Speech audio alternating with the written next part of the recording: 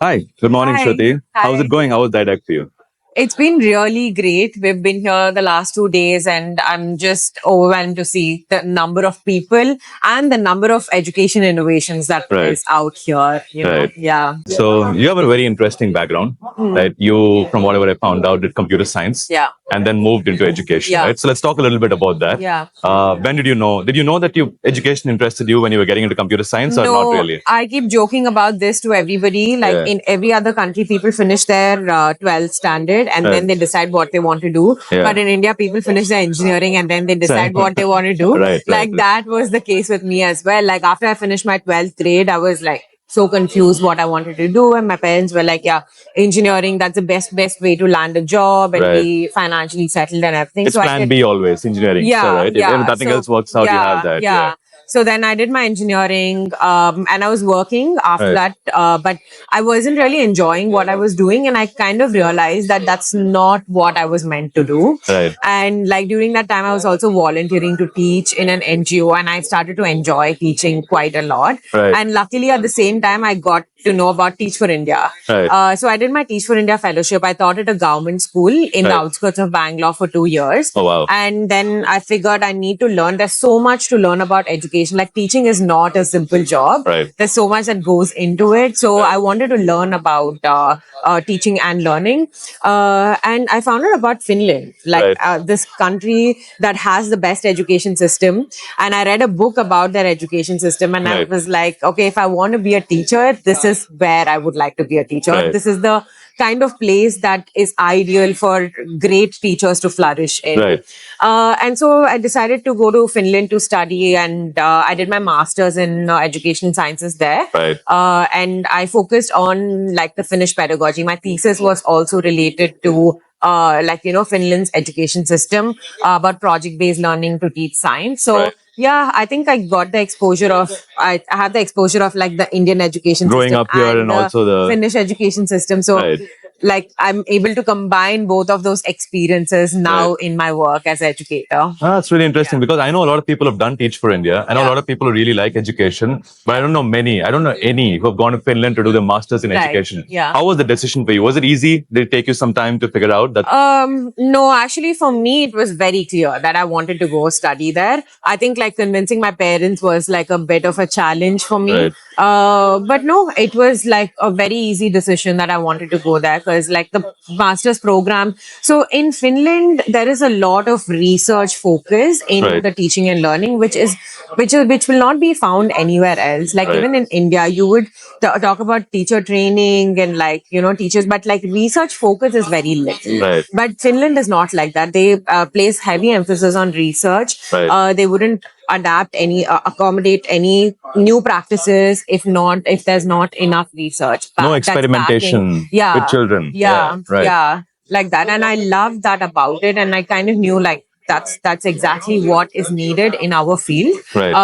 So yeah, there was no doubts at all. Like it was a Right. very easy decision. Yeah. Yeah. See, I also, when I was talking to you earlier, you told me about how teachers were respected in Finland a lot. Yes. Can you talk a little bit about that? Was it a culture shock for you when you went there It to see was a big how? culture shock. Like teaching Yeah. is not an aspirational job at all in Right. India.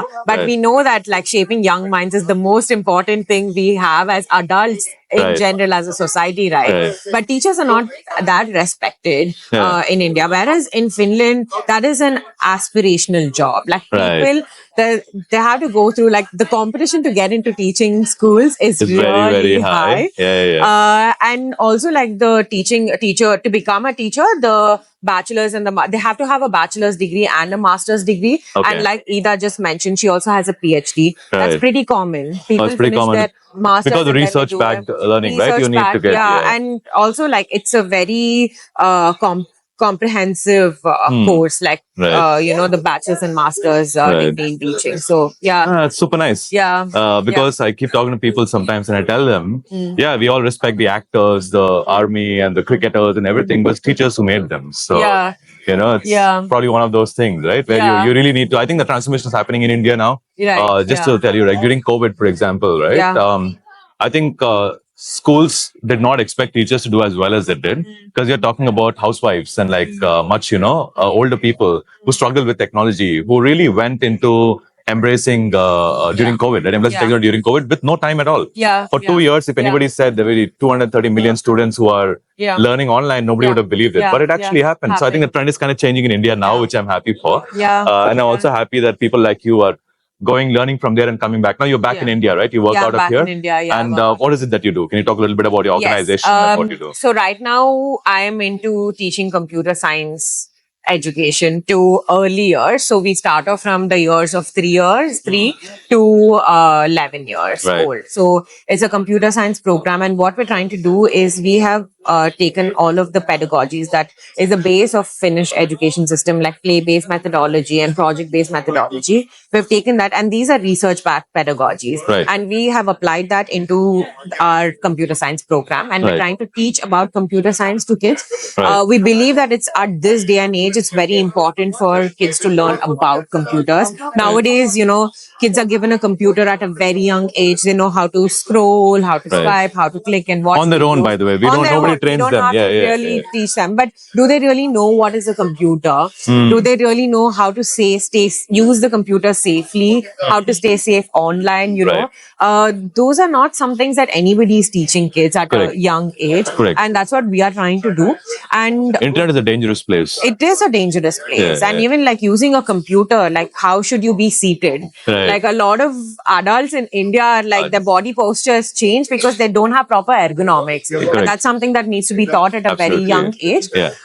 We believe that it's important to learn about computers, but they don't necessarily need to be in front of computers to learn it. So that's very interesting. I don't think people realize that could happen. I was just joking to my colleague that we are this little booth in the Didac where we're like, oh yeah, we're teaching about computers with little computer toys and like, worksheets and everything. And then there's like a sea of TVs and everything else that is around. like increasing student screen time. But we are trying to teach students about computers by taking them away from the screens. We have a lot of games, activities that we use to teach students, and also like stories that we have. So a very innovative and engaging approach to draw students into the joy of learning about computers. That's awesome. Actually, when I talk to you, I see you're so excited about what you do. And one of the reasons why we do what we do is because we want to get more people into education, right?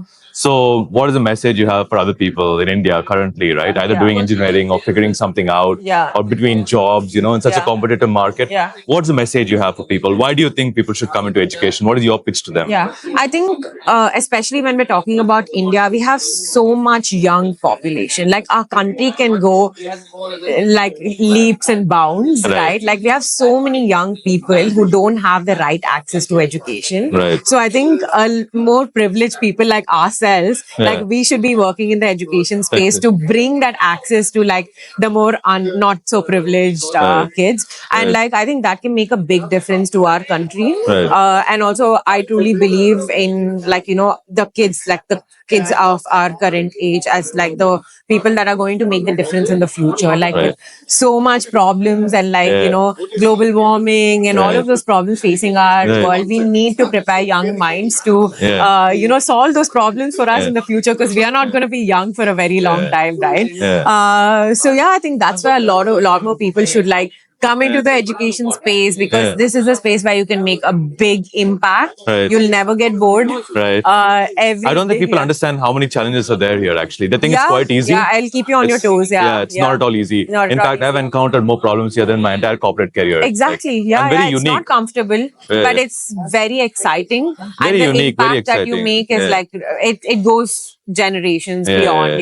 You won't even realize, right? Like it's probably you've touched so many lives you don't even realize. That's a good place to be in. Right? I always say it's a special place in heaven for educators. Right, for what they do. And also right now, like, with so much focus on edtech and like as a country, I think we're starting to realize the importance of education. And there are a lot of opportunities for people and like a lot of scope for growth. Like yourself, you're an entrepreneur as well. And like, you wouldn't be here if you didn't see that impact Potential and the scope for growth and everything. So like there is a lot of space for people. I think for good, for profit is really possible in education, right? Because it is you need that to possible. scale. Definitely possible. Wonderful. It was lovely chatting with you. Nice Good luck with you. for everything that you're Thank doing. you so much. Thank you so much.